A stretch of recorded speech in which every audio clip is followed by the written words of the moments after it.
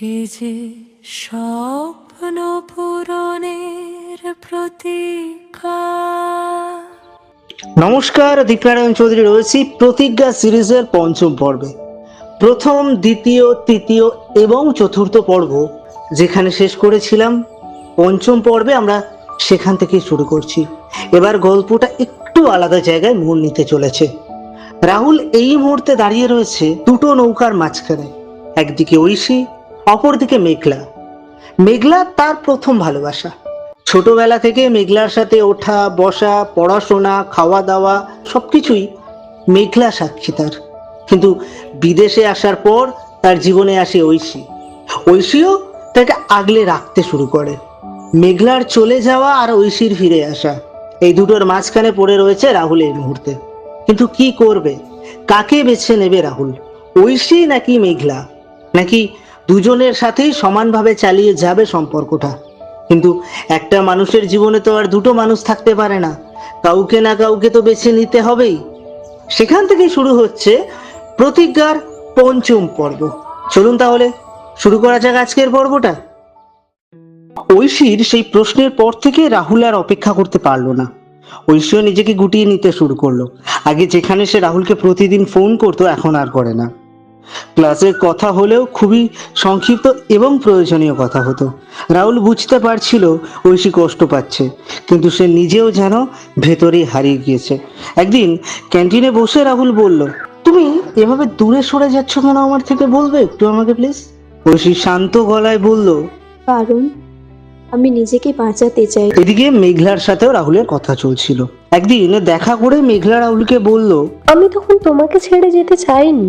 রাহুল অবাক হয়ে তাকালো, তাহলে আমাকে ছেড়ে গিয়েছিলে কেন? মেঘলা একটা দীর্ঘ নিঃশ্বাস ফেলে বলল, পরিস্থিতি, পরিবার, আমি বাধ্য ছিলাম। মেঘলা আরো বলতে শুরু করলো, কিন্তু আমি কখনো তোমাকে ভালোবাসা বন্ধ করিনি।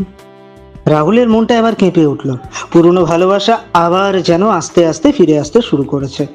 কিন্তু এইবার বিষয়টা আগের মতো ছিল না। রাহুল বুঝতে পারলো এভাবে আর চলবে না। সে দুজনের সাথে সৎ হতে চাইলো। প্রথমে সে ঐশীর সাথে দেখা করলো এবং বলল, আমি কনফিউজড, কিন্তু আমি তোমাকে কষ্ট দিতে পারবো না ঐশী। ঐশী হালকা করে হেসে বলল, ভালোবাসা কখনো জোর করে পাওয়া যায় না রাহুল। তার চোখে জল থাকলেও গলায় দৃঢ়তা ছিল। তারপর রাহুল দেখা করলো মেঘলার সাথে। মেঘলাকে সে বলল, আমাকে কি আগের জায়গাটা ফিরিয়ে দিতে পারবে? মেঘলা কিছুক্ষণ চুপ থাকলো আর তারপরে বলল, সম্ভব, কিন্তু তুমি কি সত্যি এগিয়ে গেছো? এই প্রশ্নটাই রাহুলকে থামিয়ে দিল। অনেক ভাবনার পর রাহুল একা বসে নিজের সাথে কথা বলল। সে বুঝতে পারলো ভালোবাসা শুধু স্মৃতিতে আটকে থাকা নয়, আবার নতুন করে শুরু করাও ভুল নয়। পরের দিন সে ঐশীর কাছে গেল এবং বলল, আমি জানি আমি দেরি করে ফেলেছি, কিন্তু আমি তোমার সাথে নতুন করে শুরু করতে চাই। ঐশী চুপ করে তার দিকে তাকিয়ে রইল। আমি তোমাকে সময় দেব, যদি তুমি সত্যি থেকে থাকো। আর অন্যদিকে মেঘলাকেও সে একটা মেসেজ পাঠালো, তুমি আমার জীবনের সুন্দর একটা অধ্যায়, কিন্তু এখন আমাকে সামনে এগোতে হবে। মেঘলা রিপ্লাই দিল, ভালো থেকো, এটাই চাই।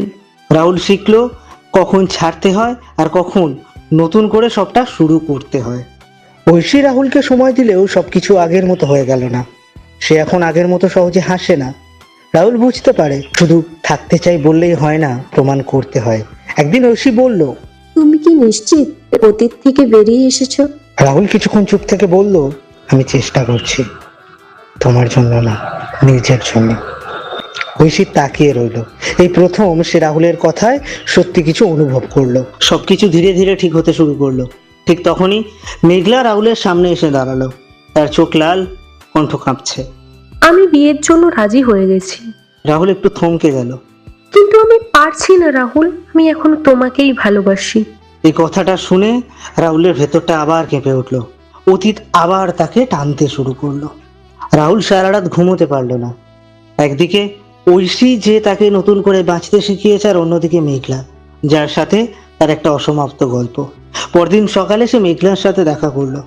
তুমি যদি আমাকে সত্যি ভালোবাসো তাহলে আমাকে যেতে দাও, কারণ আমি আর এটা পারছি না, আমার দম বন্ধ হয়ে আসছে। মেঘলার চোখ দিয়ে জল গড়িয়ে পড়লো। তাহলে এটাই শেষ? রাহুল ধীরে ধীরে বলল, না, সেটা শেষ না, আমাদের গল্পের ঠিক জায়গাটায় থেমে যাওয়া উচিত এবার আমাদের। রাহুল এবার ঐশীর সামনে এসে দাঁড়ালো। আমি এবার সত্যি ক্লিয়ার ঐশী, আমি এবার তোমার সাথে থাকতে চাই। ঐশী কিছুক্ষণ চুপ থেকে বলল, আমি ভয় পাই রাহুল। কিসের? একদিন যদি আবার তোমার অতীত ফিরে আসে। রাহুল মৃদু হেসে বলল, তাহলে আমি এবার আর পালাবো না, আমি ধরে রাখবো তোমাকে। ঐশীর চোখে জল চলে আসে। তাহলে আমরা আবার শুরু করি।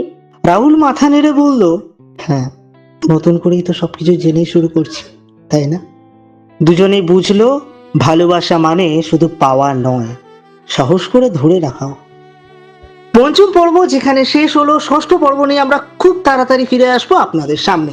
ষষ্ঠ পর্বে আমরা দেখতে চলেছি কোন বিষয়গুলো।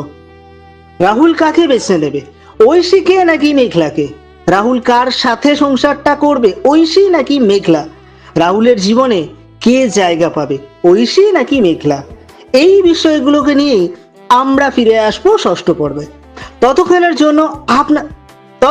জন্য আপনাদেরকে অপেক্ষা করতে হবে। ভালো থাকুন, সুস্থ থাকুন, দেখা হচ্ছে ষষ্ঠ পর্বে। ততক্ষণের জন্য আমি দীপ, সহেলি এবং সবিতা বিদায় নিচ্ছি আপনাদের থেকে।